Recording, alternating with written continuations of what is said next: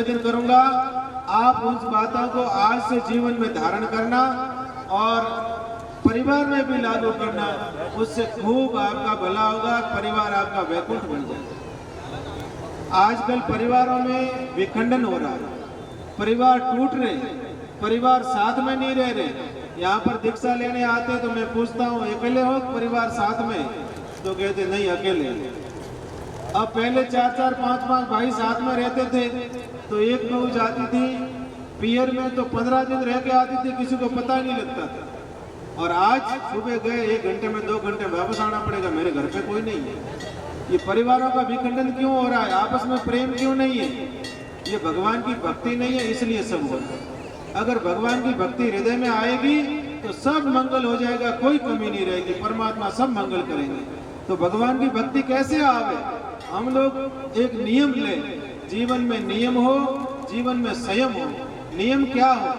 संयमित तो आहार हो, संयमित विहार हो, और जीवन में नियम हो। नियम क्या हो कि मैं सुबह 5 बजे उठूंगा, ये मेरा जीवन का नियम है।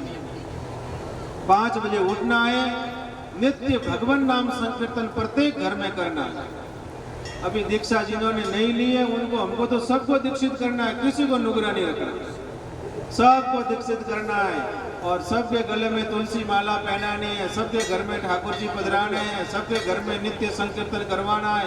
ये कार्य सबके घर में करना है। कोई यहाँ भले हम इतनी संख्या में उपस्थित हो, पर प्रत्येक घर में ये गूंज होनी चाहिए कि हम तो वहाँ के सदस्य हैं और हमारे घर में ये नित्य हो रहा है। ऐसा सबके घर में होना चाहिए। तो सबसे पहले परिवारों में क्या होना चाहिए? सबसे पहले परिवारों में भगवान नाम संकीर्तन होना चाहिए। सुबह आपके घर में रोज आधा घंटा भगवान नाम संकीर्तन करो। हरे राम राम राम हरे हरे, हरे कृष्ण कृष्ण कृष्ण हरे हरे।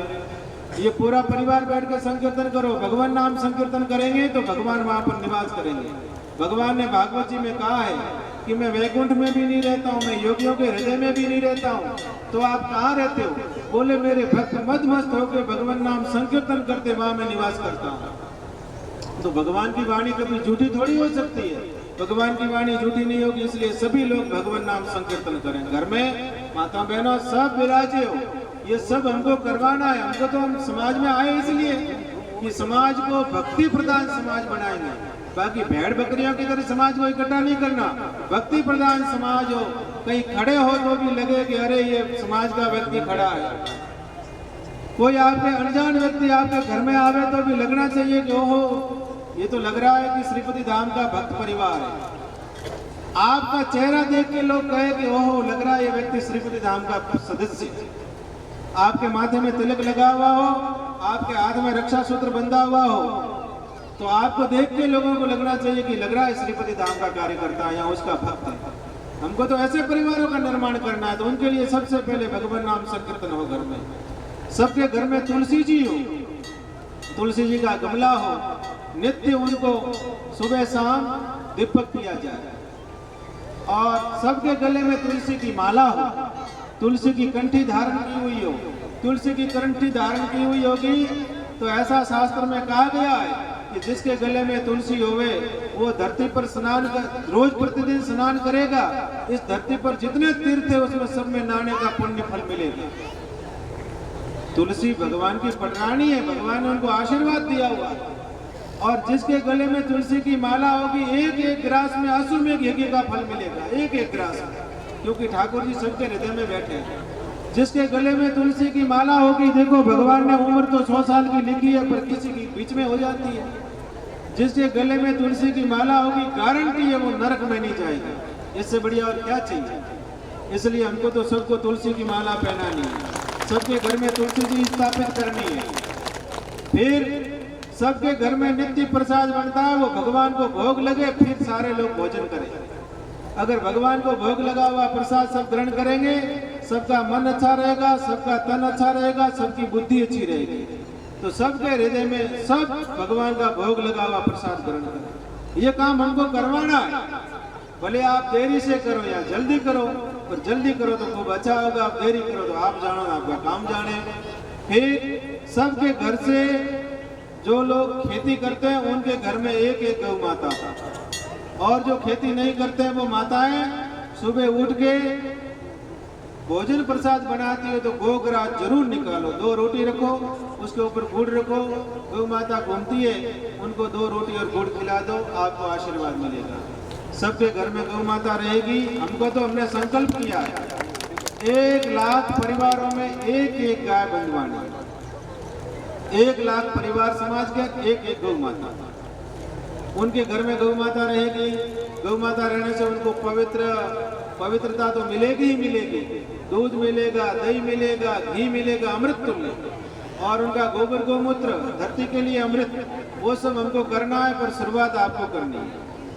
उनसे आपका मन अच्छा रहेगा, गाय का घी दूध लेंगे तो आपका तन अच्छा रहेगा, आपकी बुद्धि अच्छी रहेगी, और गौ माता की सेवा दिव्य भाव से करनी चाहिए। पशु मान के करोगे तो पशु जितना लाभ होगा, और देवता मान के सेवा करोगे, भगवान मान के सेवा करोगे तो भगवान जितना लाभ होगा। हम तो ऐसा मानते हैं कि हमारे ऊपर तो गौ माता का इतना ऋण है कि मैं तो इस जीवन में उतार ही नहीं सकता। आज जो कुछ आपको ये श्रीपति धाम का स्वरूप दिख रहा है, उसमें केवल और केवल गौ माता की कृपा है और कुछ भी नहीं।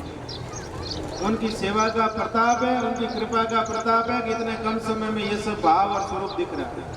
इसलिए सभी लोग अपने हृदय में गौ माता को धारण करें, और घर में खेती करने वाले एक ही गौ माता पलवानी है, ये काम हमको करना है। फिर एकादशी का सभी को व्रत करना, 11 को अन्न खाना भी पाप है और अन्न खिलाना भी पाप है। अब ये एकदम बाध्य नहीं करेंगे ऐसा कर लो, पर धीरे धीरे ये हो जाए कि भाई एकादशी को तो व्रत करेंगे, तो एकादशी का सभी लोग व्रत करो, एकादशी का उपवास हो, और अपने द्वारा उपार्जित संपत्ति का कुछ हिस्सा धर्मादि का जरूर निकालो। वो तो निकलवाना ही है, आज नहीं तो कल। शास्त्र कहता है कि दशांश निकालो, 100 रुपया कमाते हो 10 रुपया निकालो, 10 रुपया आपको ज्यादा लगता है तो 5 रुपया निकालो, 5 रुपया ज्यादा निकलता है 2 रुपया निकालो, अब 2 रुपया ज्यादा लगे तो 1 रुपया तो निकालो, 99 रुपया आपके पास में रह जाएगा, तो निकालो। ये हमको सब सारे परिवारों में करवाना है।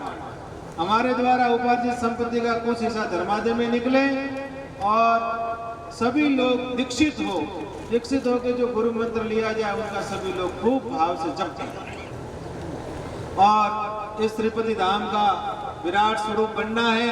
अभी तो ये प्रारंभिक स्वरूप आपके सामने दिख रहा है, अभी तो बहुत बड़ा विराट स्वरूप बनेगा, और उसकी परिकल्पना लेके समाज के बीच में हम जा रहे हैं।